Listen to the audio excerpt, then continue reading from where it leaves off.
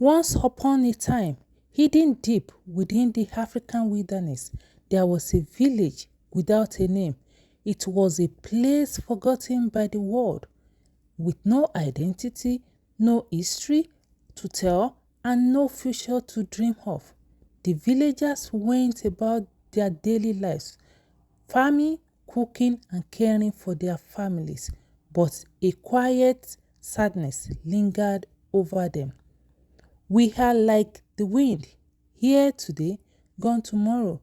The elder would say, we have no name to call our home.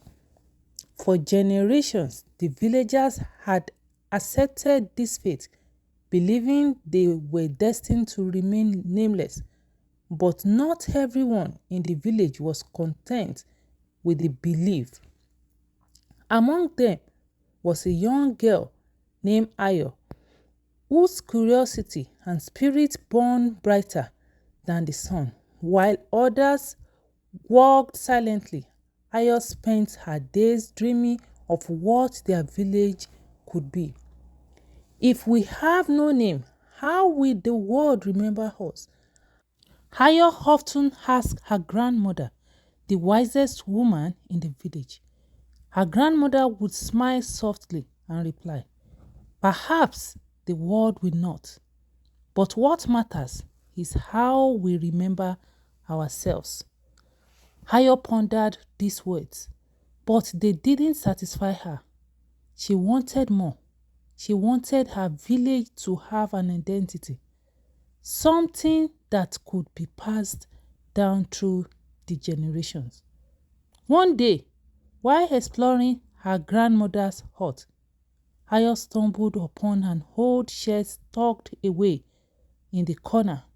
Inside, she found a map, its edges frayed and its symbols faded with time. On the map were cryptic drawings and single phrase, the circle of stories where names are found. Ayo's heart raced as she showed the map to her grandmother. What is this? She asked. Her grandmother hesitated and then said, it is an old tale. The circle of stories is said to grant a name to those who truly seek it, but it is deep within the forest, a dangerous journey for even the bravest. Ayo knew what she had to do. The next morning, she packed a small sachet with water, bread, and map. She kissed her grandmother goodbye and set off into the unknown, determined to bring back a name for her village. The forest was vast and unyielding, its trees towering like giants and its path winding endlessly. The sun was soon hidden by the dense canopy, and Ayo felt a shiver of doubt. The journey was more difficult than she had imagined. Thorny bushes tore at her clothes. Strange sound echoed in the distance, and the shadow seemed to move on their own. If I turn back now, Ayo whispered to herself, we will remain nameless forever.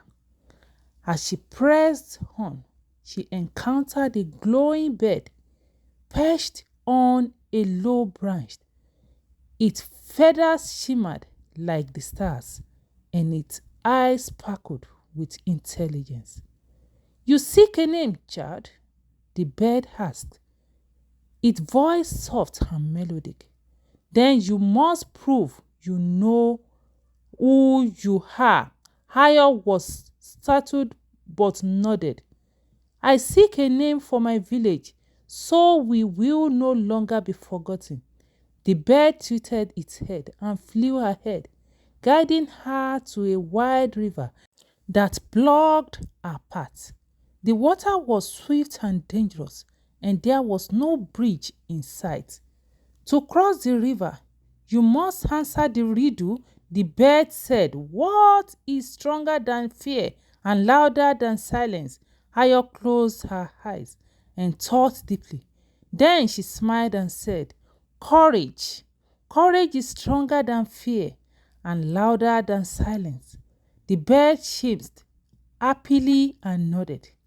"You are wise, child. You may cross." With the bird's guidance, Ayo found a fallen tree and used it to cross the river. Her journey continued for hours until she finally reached a clearing.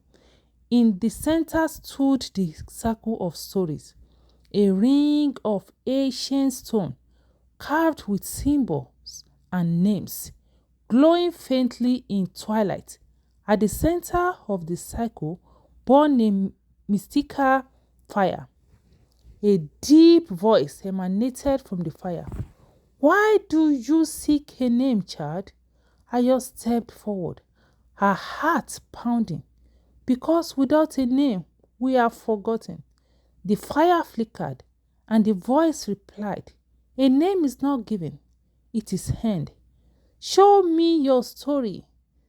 Taking a deep breath, Ayo began to speak. She told the fire of our village, their struggles, their resilience, and their hope for a better future. As she spoke, the fire grew brighter, and the stone around her began to hum with energy. When she finished, the fire roared, and one word appeared, etched into the largest stone: Bantwana. It meant children of the land. Ayo's eyes filled with tears as the voice spoke again. "Carry this name with honor and let the world hear your story." With the name etched in her heart, Ayo began the journey home. The forest seemed less doubting, as if it too recognized the power of the name she carried. When she arrived back at the village, the people gathered around her, eager to hear her tale. She stood tall and declared, "We are Bantwana, the children of the land. This is our name, and with it, we will write our story." The villagers cheered and celebrated with music and dance. They painted the name onto their huts, carved it into stones, and shared the story with every traveler who passed through. From that day forward, the village of Bantwana flourished. They were no longer forgotten, for their name carried the story, their courage, and their unity. And so it was said, "A name is more than a word. It is a story, and ours has just begun." Thank you so much for watching. Please subscribe, like, and comment.